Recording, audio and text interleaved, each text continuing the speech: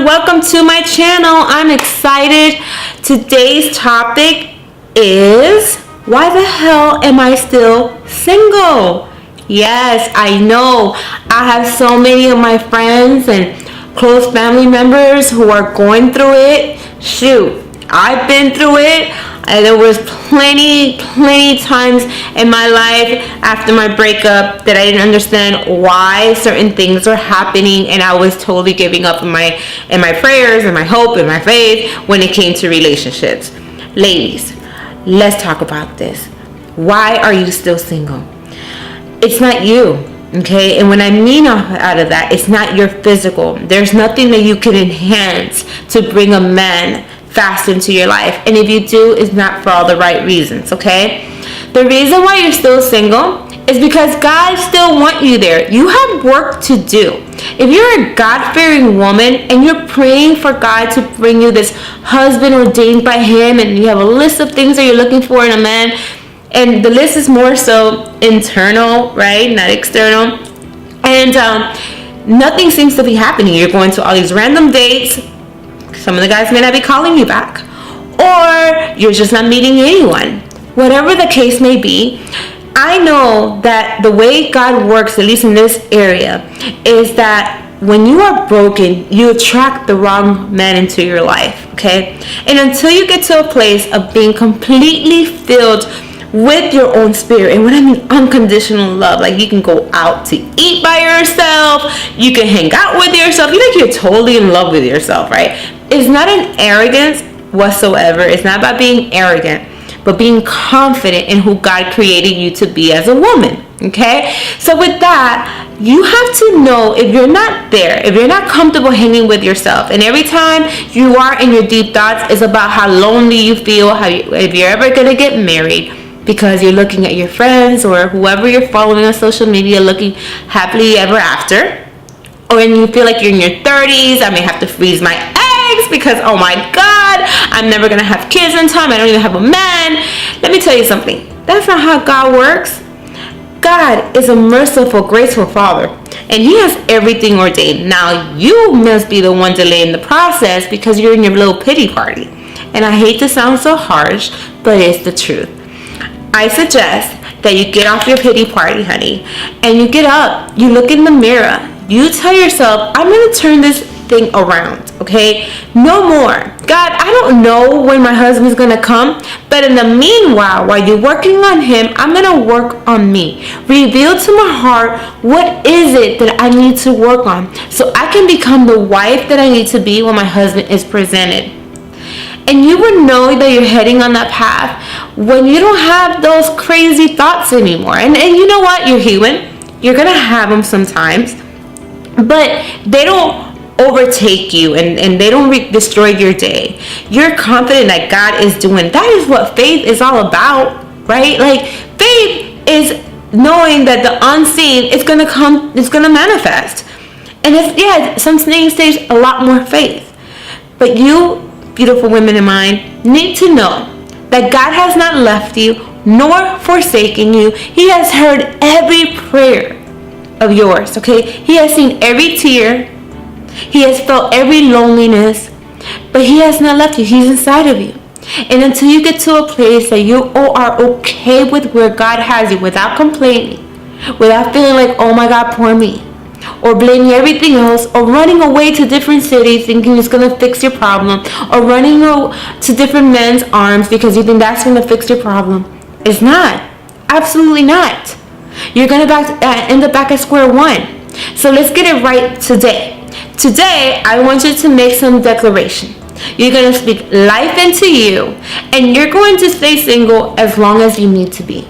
It is not no more, why the hell am I still single? You need to get excited and say, you know what, God? I'm excited. Thank you. Thank you for bringing me up so I can work on me while you're working on my husband. Thank you. Thank you so much. What should I do today? Wake up with excitement. Have a schedule laid out for yourself. At 7 a.m., I'm going to wake up. I'm going to work out. I'm going to get ready for work. I'm going to prepare my lunch. You are going to work on you. You're going to feel so fly. See, here's the thing. When you're needy, which usually stems from loneliness, I know it's hard to say it, okay? But a lot of times when you are lonely, what happens is that you build this character of neediness. And a man can smell a woman who's needy, a woman who needs a man or is lonely. And see, they're not attracted by that. By nature, men are hunters. Men are seeking women who are very comfortable in their own space, with them or without them. So you cannot exude that type of light if you're sitting there thinking every second of the day why you're single, right? So what happens is when you go on a date with these men, they smell it. They know, oh, this one wants to get married. She wants to have kids. Oh, hell no, I'm gonna back away. And that's probably why they don't call you back, or they never reach out, whatever that may be. Or you may just not ever meet anyone in the meanwhile, or you haven't met anyone. And I know it's hard to receive. I get it. This is really hard advice and what I'm telling you. But I am not telling you anything that I personally haven't experienced.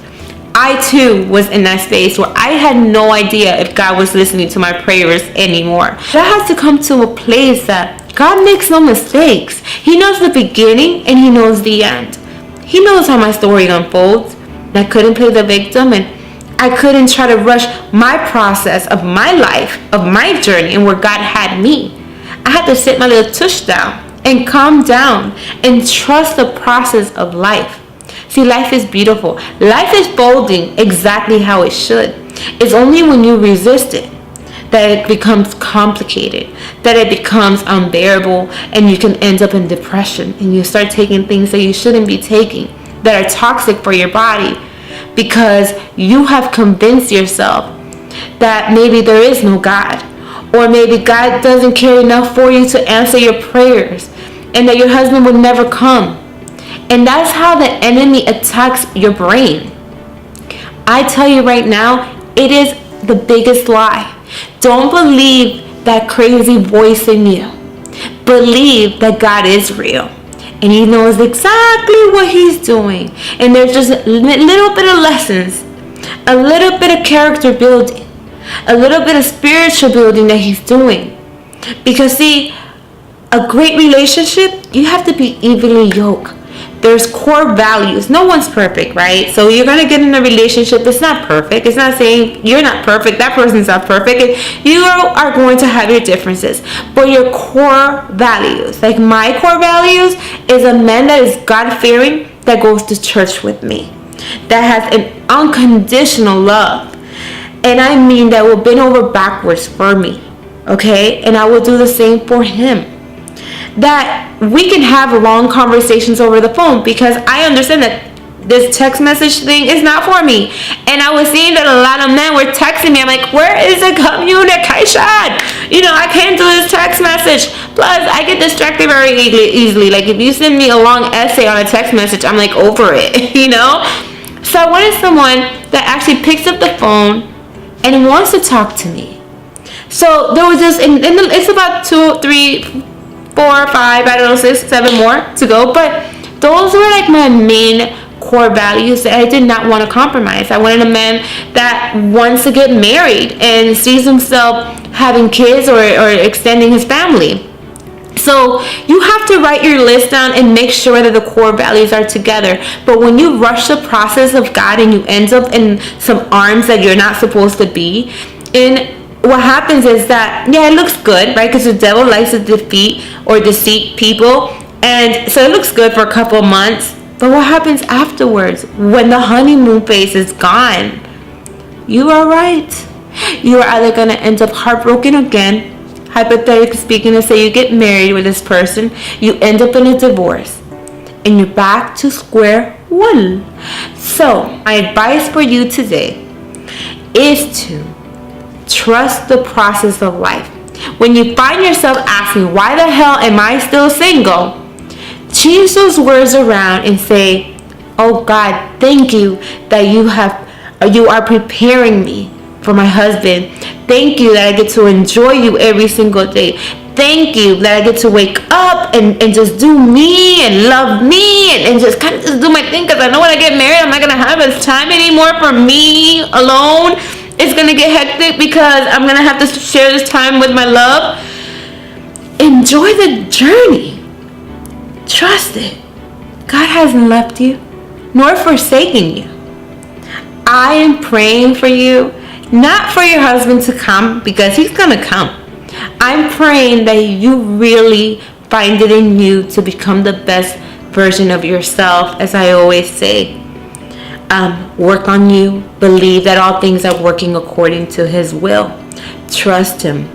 He will fulfill your desires without failure. He will do it, and he's going to do it beyond your wildest dreams.